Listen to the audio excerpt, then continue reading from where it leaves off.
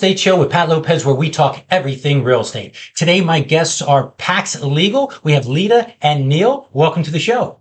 Good afternoon. Good to see you. Great. Glad to hear. Okay, so I have a big topic that I've spoken about a couple times about these class action lawsuits. I want to know a little bit more on the legal side, some questions like what's a class action lawsuit, things like that.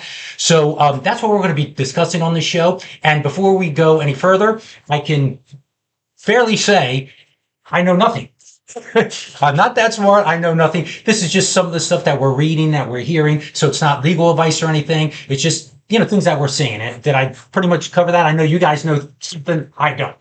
Correct. And we're not lawyers related to this litigation, right. So we have no inside knowledge either. Right. Perfect. So you are lawyers, but not on this case. Perfect. Okay. So first question, what is a class action lawsuit?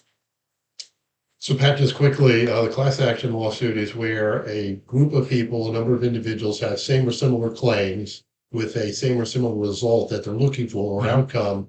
And the number of people that become part of the class are those, as I said, with similar claims, similar outcomes desired. They petition the court through their counsel to be joined or identified as a class. Then they can proceed with the litigation. Should the litigation be successful and there's actually an award of damages, meaning money primarily, or some other remedy, some other result that they've requested, then all of them will share in the result of the outcome. Okay. And there's, I guess, the two major, I know there's some smaller stuff out there, but the two major class action lawsuits, what are they? What are their names and who's involved? Well, currently, regarding the current litigation involving the real estate industry, those are the Merrill case, and then there's two additional defendants in this case, two additional cases with defendants, both the Stitzel and Noslack case.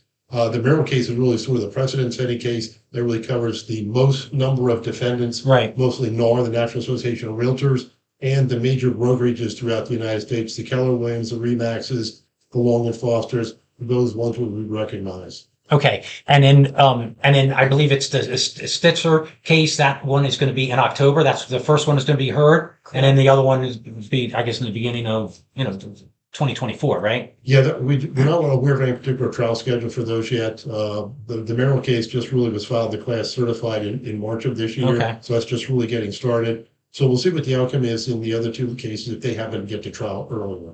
You are correct. The Stitzler one is set to go October 16th, pending. Okay, perfect. And now, who are the players? Like, my understanding is there's some major law firms, some real big players who sue Big Tobacco, and of course, and who's being sued? NAR, Keller Williams. Who's involved? Yeah, go ahead, Lida. So there are some large law firms, and each of the classes has a representative plaintiff, and that person is certified as the plaintiff's representative for that class. And the Merrill lawsuit that Neil was talking about is the biggest one. It has most of the country as the largest group of plaintiffs, and they span a lot of different areas. So there are large class action law firms. There are law firms that specialize in class action lawsuits involved, and they have sued most of the big players and the National Association of Realtors. Okay. Now, I heard, but there's not that much information that, I guess the first shoe to drop was MLS PIN, which is the MLS in Massachusetts. That was $3 million. Anywhere, which covers Coldwell Banker, Century 21, a whole group of real estate companies. That was 83.5 million, something like that, right? And then just recently, a couple of days ago, Remax for 55 million. Now, how does that work? Because we heard numbers, but we know nothing of what the settlement is. So what is that procedure? Does it have to go back to the court? Explain that, because I don't understand it. Well, just a little bit of the overview. The purpose of the class action is really alleging that the National Association of Realtors and those large brokerages that Lida just mentioned, all the ones we recognize driving down the street, reading newspaper, watching the television, the plaintiffs have alleged that they've engaged in unfair, uncompetitive practices regarding the broker and the seller of the properties. By that, they're saying that the commissions that are paid to both the buyer's agent and the seller's agent are more or less set without any negotiation by the actual seller homeowner or the buyer who's going to buy the home. So the allegation really is simply that they're saying there's no competition, there's no ability to negotiate, and therefore people are paying too much on commissions because they have no opportunity to really negotiate what the commission ultimately is. It's being paid to the sales agents of the various brokerages throughout the country. Furthermore, the listing of the properties, the advertisement of the properties is set or regulated mostly by the National Association of Realtors, and their regulations filter down through all the individual realtor associations throughout the country that have to follow those regulations, which are mandated if you want to practice in that area, if you will, if you want to get your property advertised in what they call the multiple list service.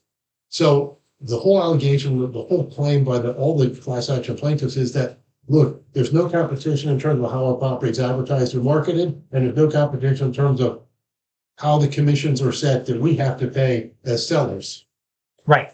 So, to be on the MLS, the multiple listing service, if you're with Remax or Keller Williams or whoever you're with, Coldwell Banker, you have to join.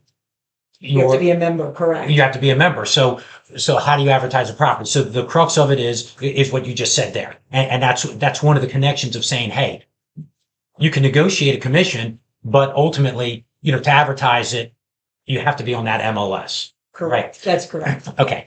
And then as far as not hearing, we hear of settlements, but they're saying nothing's been disclosed yet. So what is that procedure? How does that work? In a class action, the settlement is agreed upon between the parties, and then it's presented to the judge, and the judge has to approve it. So in the smaller case, the New England multiple listing service for $3 million, it was an unusual one because no money was going to the plaintiffs. Almost all of the settlement money was going to the attorneys. Right. The judge called that out as being unusual. Here, this hasn't been presented to the judge. These have just most recently been announced. But in addition to money damages, they are reporting that both companies who have settled, so Anywhere and Remax, have agreed to change to a fundamental change of their business practices. So Right. it's not just about the money damages. And then the judge would have to approve Correct. not only the money damage, but hey, did you make changes of what the whole suit was about? What you were saying, it was more of a monopoly, that you didn't really have fair competition and that kind of thing. Are they Right? substantial to accomplish Right. what the plaintiff is alleging? Now, and a judge could turn around, theoretically say, that's not good enough. We don't Correct. accept it. Is that They could. okay? They That's absolutely true. could. Okay. Very good. Okay. So, the next question I have for you, what are some of the changes in your opinion? Because once again, this is an opinion. It's not, law of fact or anything. What do you think on the sales side? If you're a listing agent, what do you think some of the differences are going to come about? How would you have to change your business? Well, I think that I think some of the changes that are going to come about if you are a seller's agent is you are not going to be able to push your seller to give the highest and best commission that they can. You're going to have to say that has to be up to you, or maybe even that can be negotiated based on what sort of an offer is brought to the table, which is not really the way it's done at this point in time. Right. So, well, I would imagine they would have to say, hey, this is what you're paying me for. This is my commission, 3%. I'm just Correct. making a number up, Right. right? 3%, that's what you're paying me for. That is what it is. And then I guess you would have to say, do you want to pay the buyer's agent? You decide what you want to pay there. But all I'm charging you is this amount. I guess there has to be some kind of disclosure that would be crystal clear that they would sign in triplicate, to confirm that, saying, listen, they knew it was their choice, right? Correct. That's absolutely correct. Yes. Yeah, in the purest sense, a couple things will ultimately happen, and depending on the ultimate settlements as to how much this filters down throughout the entire industry and really changes the way business is done.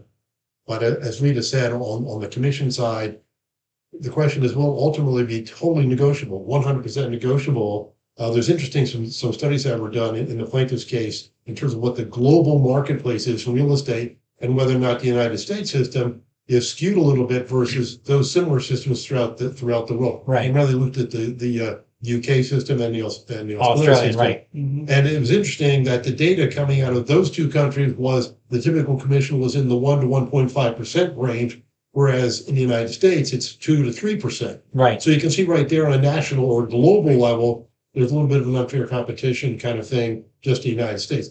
The other part of it is the way the marketing of the property is actually done. Right. Will the system totally open up? The MLS system, the multiple list system, will not be the exclusive way to market and sell your property. Will you be able to have, will there be new websites out there where you can sign up to use that tool as the way you're going to market your property? You don't have to go through the MLS, probably save you some money as a broker or an agent, and maybe get just as good of advertising, if not better. Right. So it'll be interesting to what degree all these changes take place. So as we talked about brokers and agents being prepared, those are the things they need to look at moving forward as to how much their business is really going to change. Right. And then from what I'm hearing, some of these settlements may have in it that, hey, Remax, you agreed not to force your realtors or agents to, join the MLS, or not join the MLS, but join NAR, Right. which NAR sort of controls the MLS to be able to get on there. So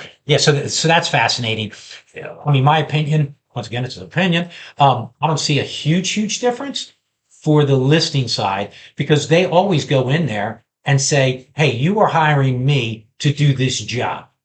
And they're saying, because if you have 2 or 3 people coming in competing for that listing, you're saying, hey, I'm going to market your property, I'm going to do this, I'm going to do that, and this is why you're paying me X amount of dollars. Now, where the difference comes in is the buyer's agents. And that's really where, what are your thoughts on the buyer's agents? Because now potentially they could show a property that the seller isn't paying a commission to the buyer's agent.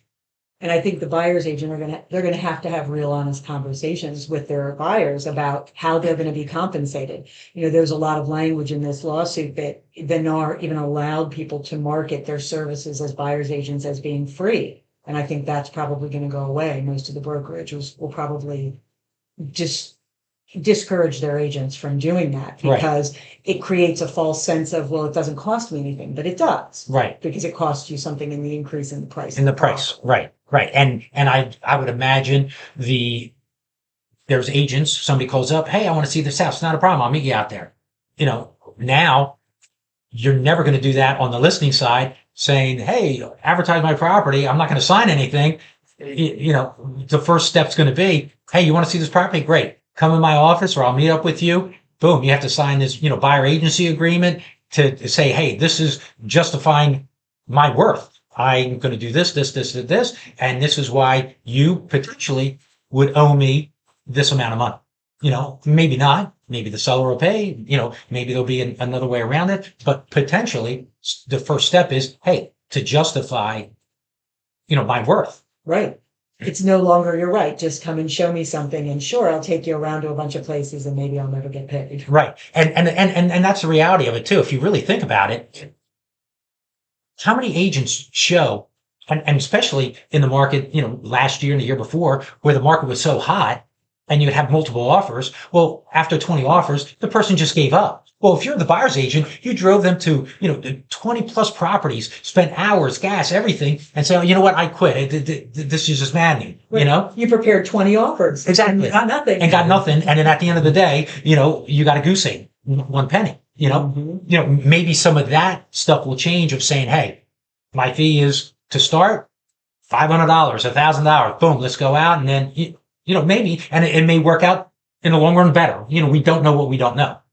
Yeah, I think it'll be very interesting because I've talked about this a lot. We think if it truly revolutionizes the industry, it's going to be more like a regular business. In other words, the sales agent's going to say to their client, their customer, the seller, hey, what's it going to take for me to sell your house at the best possible price so I can make the most money on commission? Right. In order to do that, they may need to think about, who do I want to call as a potential buyer's agent who I know has good buyers, who's somebody I like to work with. Call them on the phone and say, hey, do you have a buyer for my property? Let's negotiate a commission that each of our clients will be willing to pay, and let's work together to get this sale done. Right. It's going to be really a sales effort that's never been seen before, because the industry really doesn't work like a real sales organization, because it's sort of contrived. Right. And it's regulated and it's not competitive. So it could really be a real boon to buyers and sellers in terms of the marketplace. But also, if you really think about it positively, I think agents on both sides could actually do very well, but they've got to change the way they think. They got to change their entire sales model because the competition will open up. Right. And my thought would be, if I'm a door opener, how am I justifying me making $5,000? Right. If I'm a door. Exactly. So there are going to be a lot of people not going to feel comfortable, and it will thin the herd. Exactly. And the true professionals. Because if you think about it, if I'm a realtor and I've been in the business for 20 years and I'm top of my game, I know every inch of the neighborhood or the area that I'm looking at. I know it inside out and backwards. And then you have a new realtor that's been in the business for 2 months. If they sell a house, just like you, they get paid the exact same amount. Exact same amount. There's no difference. Right. So Sometimes more depending on the sale price. if you're looking at the exact same property, you have two people, you get paid, and the seller's willing to pay a 3% commission. It doesn't matter. My expertise doesn't matter anything. Or the person's been in business for 1 month, they get paid the same thing, and they're all called a realtor. If everybody's a realtor, then is anybody special? It's true. It's a very good point. That's an excellent point. I think one of the other things, and Lida and I have talked to a lot about this in terms of liability. And in fact, when we are contacted by agents or brokers about this kind of thing, we discourage, and that is working both sides of the deal. Being a Right. dual agent. Because in the new world, if all of it shakes out as the way we think it might, you really won't have the option to be a dual agent, because from a liability perspective, there's no way you can serve both those markets, the Right. seller's market and the buyer's market. Correct. That in and of itself will be likely a huge improvement in the marketplace. Okay. Yeah. So, I mean, once again, we don't know what's going to happen. We don't. We don't know the settlements, what's involved in the settlements. We don't know if NAR is going to settle, KW is going to settle, Berkshire Hathaway. We just don't know what we don't know. That's 100%. But it's really going to be fascinating with the change. And I think ultimately, just like any change, after a year, people are going to be like, what was the big fuss about? This is normal. Exactly. It's not a big deal. And I think on the realtor, the knocking on the door, the foot soldiers, there could be a minor change for them, but it's not too much. I don't think. I think it's going to be more on the brokers and those kind of things that may have other issues potentially down the road. But I think, hey, if you're out there, you're doing a good job. You're gonna make money and you're gonna work. I mean, you're doing a good job. It is what it is, right? Okay, so the last question I have, since we've settled world crisis and hunger and everything else here, copycat lawsuits. Okay, because some of these cases are pretty large, but they don't cover the whole United States. And if I'm a mom and pop, do I have to worry about potentially getting sued? So what do you think is going to happen there? How's that going to get resolved? What are your thoughts? Yeah, that'll be very interesting, because there could be copycat lawsuits, particularly in those jurisdictions where litigation hasn't really affected the outcome. It's less likely in this case, just because the real estate industry, the MLS, NAR, it's a national kind of business, if you will, with the regulation and everything.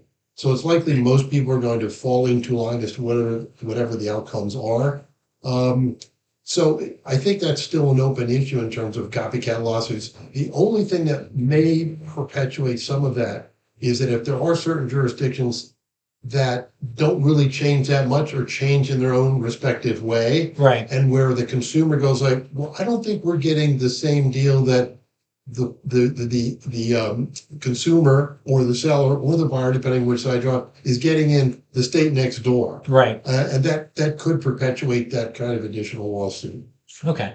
But I mean, ultimately, there's some smart people, and if they're going to settle, they got to be thinking, hey, we're going to settle. Let's just end it right now and be done with it, and not have to worry about, next year and the following year and the following year. I would imagine, I think so. You would think so, right? Yeah, you would think so. You would think so. Okay. Well, thanks for being on the show. PAX Legal, you guys are primarily deal with real estate law, right? Correct. Okay. And just really quick, a couple of other areas that you cover in real estate, like, what are some of your fortes? Okay. We also handle condominiums, HOA, we handle large scale litigation, do some business litigation, and even a little estate litigation. Okay. Yeah, if it impacts real estate, it's something we probably do. We've really done a lot of complex litigation, area of construction defects, but also in settling some property disputes, as Steve has mentioned, in estates, where there's a dispute at the end of the day as to who gets the property, who's entitled to it, either by the will or a trust, or whatever the case may be.